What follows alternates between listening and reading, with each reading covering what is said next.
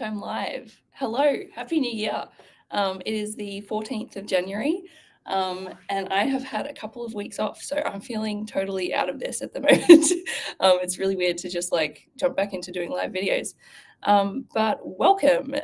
Today we're going to talk about how to be a biblical woman.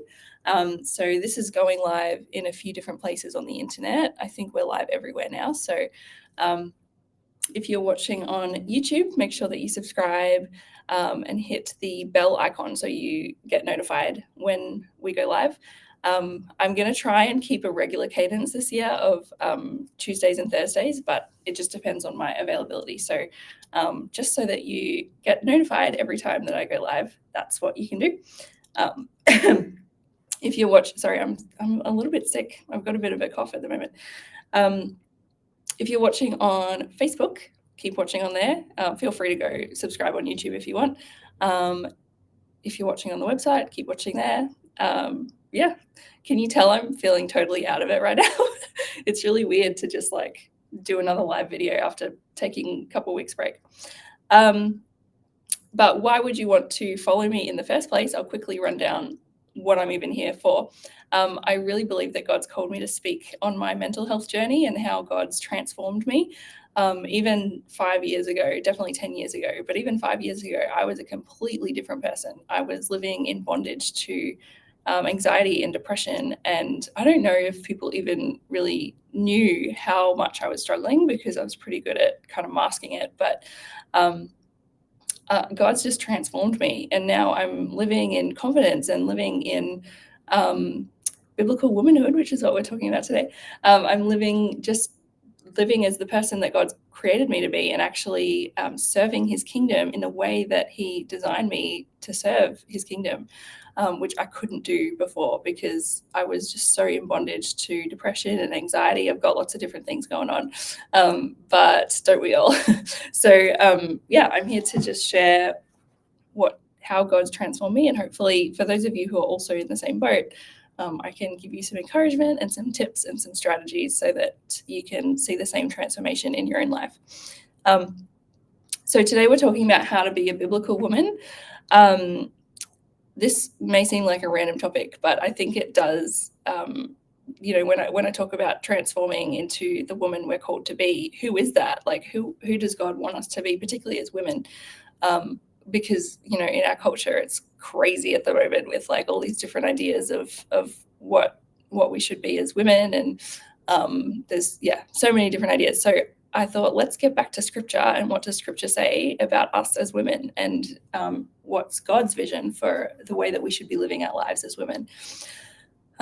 So I actually have 4 points to make. I usually make 3 points, but I have 4 today because there's a fourth one that's really, really important. And as always, there is a blog post that goes with this. If you're watching on YouTube, it's in the description. And on Facebook, I've decided to try not putting links in descriptions because I've heard that actually means that Facebook doesn't like the post that you've made and won't put it in front of people. So because they want to keep everybody on Facebook. So if you're watching on Facebook, you just have to do a few extra clicks to get to the blog. You can just search, you can just put in your browser webloomwithkiara.com and go to the blog that way. Or there's a link in my profile if you want to do that as well. But there's a blog post that literally is point for point exactly what I'm sharing today. So if you want more details, go read that. But how to be a biblical woman. Point number 1, live in relationship with God. This is where everything in our lives will flow from. When we're in relationship with God, when we're close to him, when we can hear his voice, that's when everything else that we do, every decision that we make, everything flows. Even the way that we serve, the way that we work, the way that we do everything in our lives flows from that relationship. So make sure that you're spending time in prayer, spending time reading the word, spending time in worship, spending time in community with other Christians.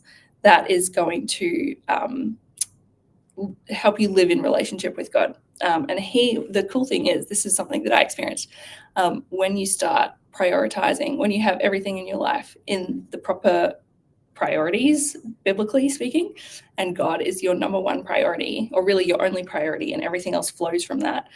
He actually shapes the desires of your heart to match his. We read about this in scripture. I forget the exact verse. I don't know. I'll put it in the comments later. But yeah, he will give you the desires of your heart is like a thing that it's like a quote that we quote all the time from the Bible. It actually doesn't mean that he will fulfill or grant the desires of your heart. It means that he will give you the desire, like he'll put desires in your heart.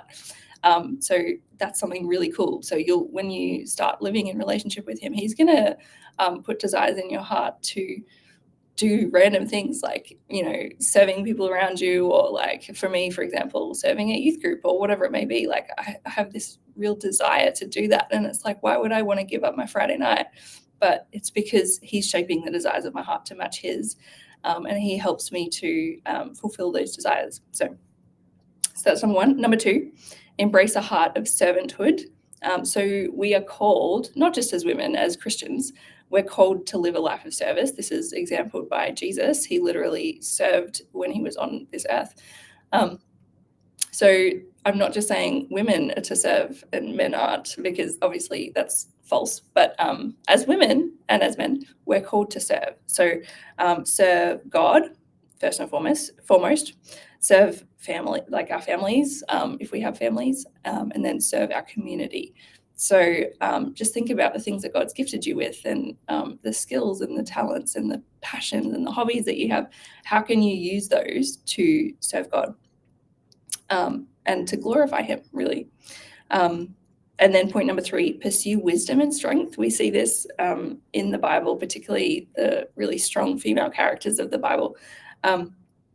We're called to use our mind, talents, and discernment to make decisions that honor God and that bless others. And our strength is rooted in our trust in God. I think Proverbs 31 is a beautiful picture of this. So go read that whole section. It's not the whole chapter of Proverbs 31. I think it starts at verse 10 or something.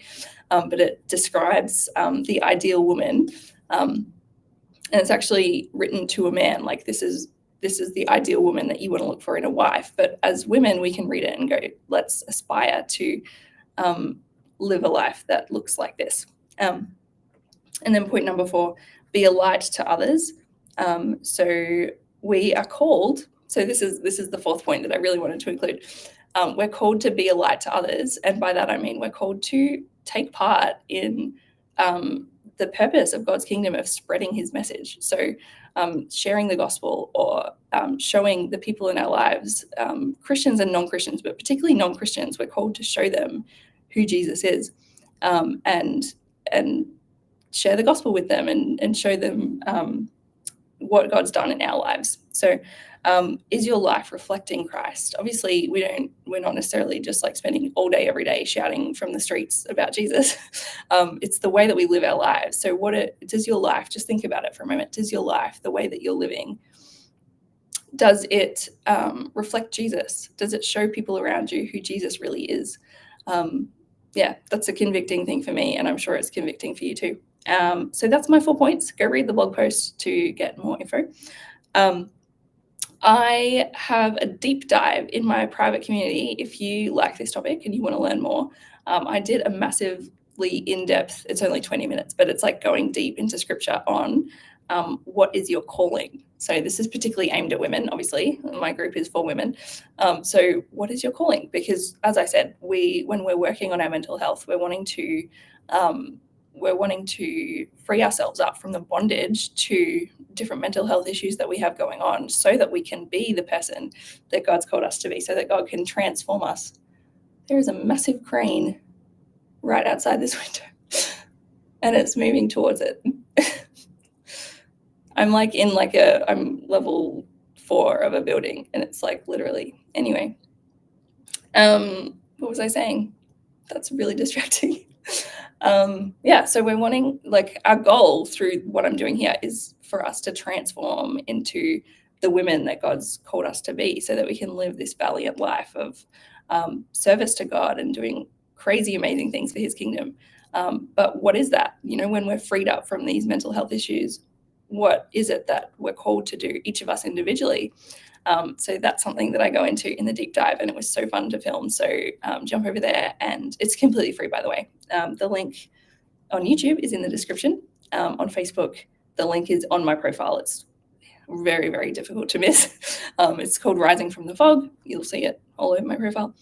So jump into that group. It's completely free. It's just a way for me to serve you on a deeper level and to share deeper things than I can just in this public broadcast video. So that's all I had to share. I will see you on Thursday, and I'm excited to see you on Thursday because it's been a million years and I miss you guys.